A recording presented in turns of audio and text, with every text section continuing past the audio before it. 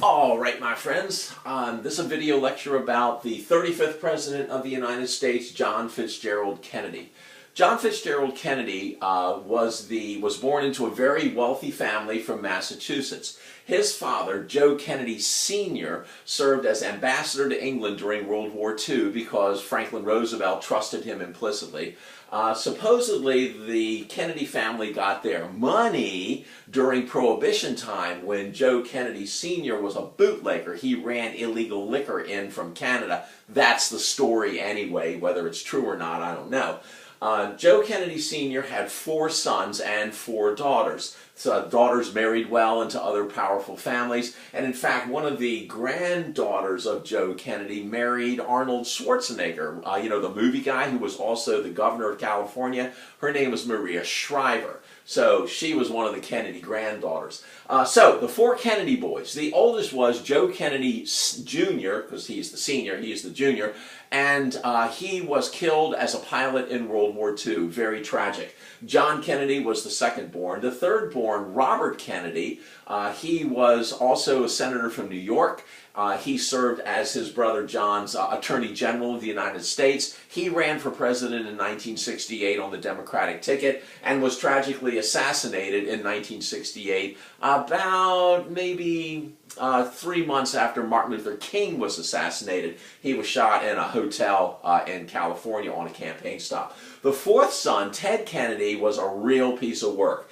He was a senator from Massachusetts for about 5 terms, maybe 30 years. He died in 2009. He was a womanizer, and he one day was coming back from a campaign stop with a young woman in his car, which wasn't his wife, and Ted was a little drunk, right? And he ran off the road, off a bridge, and into a creek, and the car starts to go down under the water. Well, Ted gets out and saves himself and lets the poor woman drown. Her name was Mary Jo Kopechnik. She was about 20 years old. When Ted goes home, he doesn't call a sheriff or the rescue squad. He calls his lawyer. The guy's a skunk, right? But a lot of people loved him, and oh, the tragedies of the Kennedy family, yeah, whatever. Now, John Kennedy, okay? Let me show you a picture of what he looked like. This is his picture right here. I mean, he was kind of looked like a movie star as a president compared to the other guys, right? If you've ever seen a picture of Franklin Roosevelt or Harry Truman or General Eisenhower, woo, they all be old and ugly. And this guy was considered very, very handsome by the standards of the time then. So when John was a young man, he married a woman whose name was Jackie Kennedy. And Jackie Kennedy was really a very pretty woman. She was very well educated. She spoke French fluently. She was beautiful. She was stylish. And everyone just absolutely loved this young couple. Unfortunately, JFK, like his brother Ted, kind of had a wandering eye, and he cheated on her a lot. And one of the people he cheated on, Jackie Kennedy, was Marilyn Monroe. That's what she looked like, and she was a tootsie, I'll tell you. She was what we call a blonde bombshell movie star. A very tender young woman, and was just taken advantage of by rich and powerful men. Died by suicide. Horrible tragedy. Anyway, Kennedy was a war hero in World War II. He was a Navy commander of a small patrol boat called the PT-109. The story goes is that they were out on patrol in the South Pacific. They were attacked by a Japanese destroyer, which actually rammed his little boat, cut it into 2 pieces, and John Kennedy saved all 13 men of his crew, including 3 who were critically injured, and got them to a small island so that they could be rescued. He was a war hero, was awarded several medals for that, and kind of played that for his political career as well. He ended up being a 2-term senator from Massachusetts. He was considered as possible vice president candidate in 1956, but he didn't quite make it. So, John Kennedy. He did run for president in 1960. In 1960, he defeated the Republican vice president, the vice president under Eisenhower. His name was Richard Nixon. More about him later. He was probably one of the most dangerous men we've ever had as president for a variety of reasons. So, Like I said earlier, he was the second youngest man ever to become president, be elected president of the United States. And this young president and his beautiful wife, Jackie, were absolutely adored by most Americans. They were young, they were healthy, they were vigorous. It was a perfect time. The United States had come off the war, World War II, and we were looking forward to a bright future with a young president. It was, and when he toured the world, wherever he went, people just fell in love with him. Kind of like Barack Obama and Michelle started off as, you know? So, kind of sounds familiar if you think about it. Now, President Kennedy had good things and bad things that happened in his presidency. One of the amazing things was this. He expanded our space program, which was called NASA, the National Aeronautics and Space Administration, and the Soviet Union, Communist Russia had already put men up into space and orbit. They had the first woman in space. And the United States was kind of not doing a whole heck of a lot. And Kennedy, he wanted Americans in space because it would make, you know, American leadership shine forth. He vowed that the United States would put a man on the moon by 1969, and daggone if NASA didn't get it done. He also expanded the U.S. military involvement in South Vietnam, which would lead to a 10-year-long war. Not a great idea, but he did it in order to stop communism. More about that later. He goes after organized crime in the form of the mafia. His brother, Robert Kennedy, was his attorney general, and they went after the mafia's link to labor unions because they were taking advantage of the working man, and Democrats always stand up for the working guy. Another thing that John Kennedy did, he cut taxes, he balanced the federal budget, and unlike our current president, who now has $17 trillion in debt, life was different back then. America was different back then, and John Kennedy ran a balanced budget, even while increasing the American military strength because of our enemy in the Soviet Union under communism. Next. He was, in fact, an anti-communist Cold Warrior. Now, this might take a little explaining. We've learned a little bit about communism in this country. We saw the Soviet Union, Communist Russia, as the great threat to America because they were expanding. Communism as a political system is absolutely the opposite of America. We have freedom, we have democracy, we have the ability to own property, and communism was like the absolute opposite. Those poor people had nothing.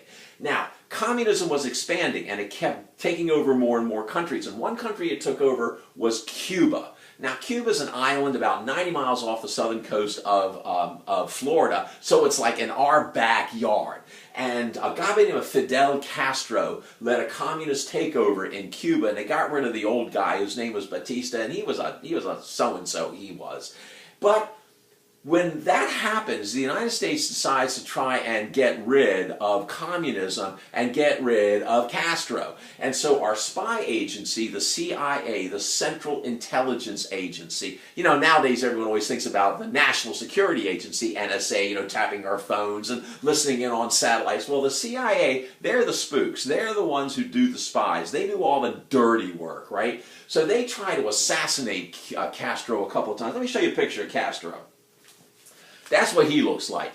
He also was kind of a young guy, very dashing military figure, always wore a military uniform, had a beard, smoked a big old cigar, right? And usually wore a beret. And he was a fighter, you know, there's no doubt about it. And he was a diehard communist as well. And life in Cuba kind of got a little bit better for most of the people, but pretty soon kind of devalued into a freedomless, awful place that people would risk their lives to get the heck out of. Anyway, the CIA tried to kill him. You know how they did it? Not just poison cigars, but exploding cigars, just like kind of out of a Looney Tunes cartoon, right? But then they got really serious about it, because a lot of Cubans left after the communist takeover, and so the CIA gets about 1,400 of them guys, and they're going to invade Cuba, and they're going to get rid of Castro. Well, the U.S., thinking this is a good idea, this is under Eisenhower in 1959, they think it's a good idea. So they promised all kinds of air support, like our Air Force would go over there and bomb Cuba, you know, and take out Castro's army so that these guys can take over and restore freedom to the country and everything would be really wonderful. And they landed at a place called the Bay of Pigs. And it's not like there were pigs around, it's just the name of the place where they came ashore on their boats, the Bay of Pigs.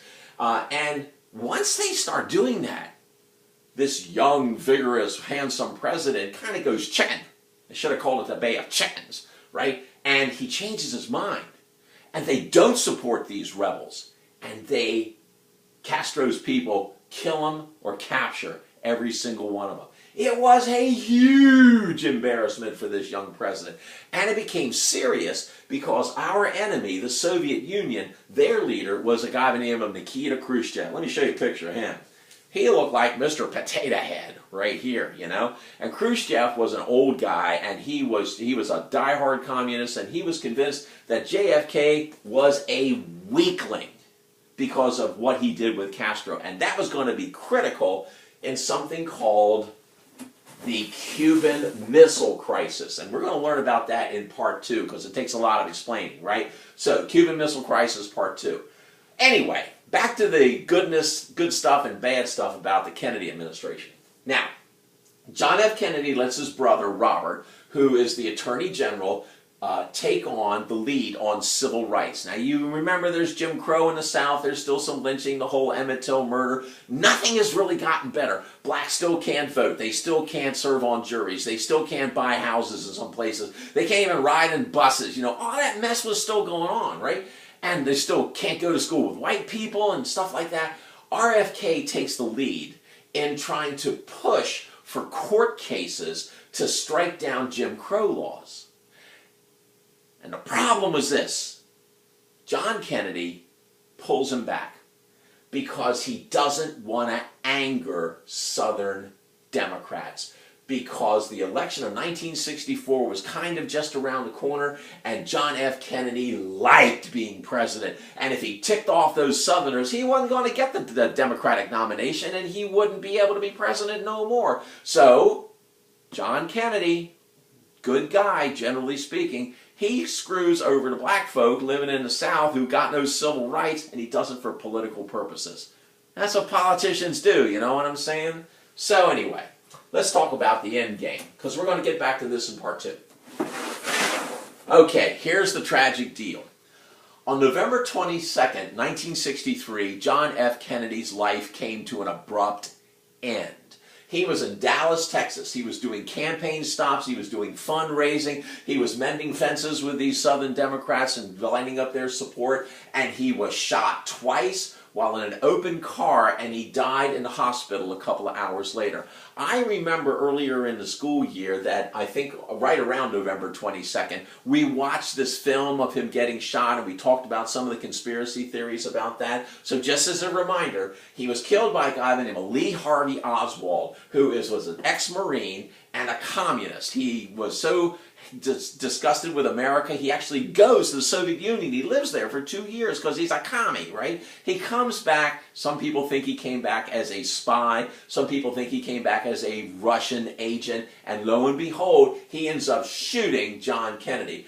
Vice President Lyndon Johnson was sworn in as president. He happened to be a Texan, kind of interesting.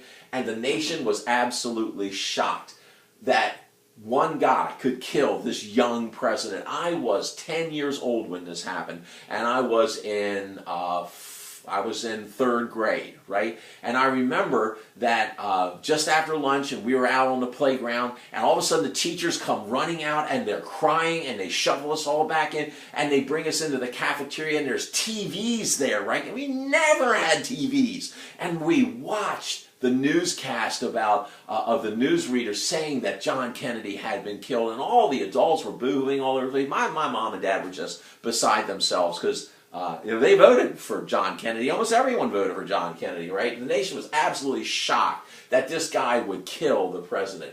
Now, about a couple of months after Kennedy was buried, the Warren Commission, Chief Justice Earl Warren of the Supreme Court, they offered a report that officially said that Oswald acted alone, the lone gunman.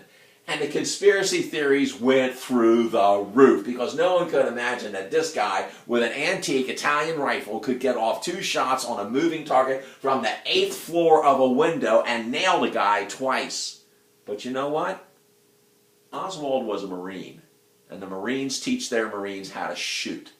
So the conspiracy theories kind of went crazy that he was killed by the CIA because they didn't like what he was going to do in Vietnam. He was killed by the communists because Nikita Khrushchev didn't like it. Then he was killed by Castro because they tried to kill Castro, right? So Castro was going to try and kill him back. Some people even thought The Mafia went after him because of what Robert Kennedy was trying to do with the Mafia. A lot of possibilities as to who killed John Kennedy. I have my own crazy theories. We'll talk about that later. So if you want to find out more about this, go to Google and Google the Zapruder film, Z-A-P-R-U-D-E-R, the Zapruder film, which is the one I showed you in class, riding in the car and his head explodes, right, and he snaps back and forth. It really is a compelling little piece of historic film work. Now, for part 2, we're going to talk about the Cuban Missile Crisis, okay? So we'll catch that on the upswing.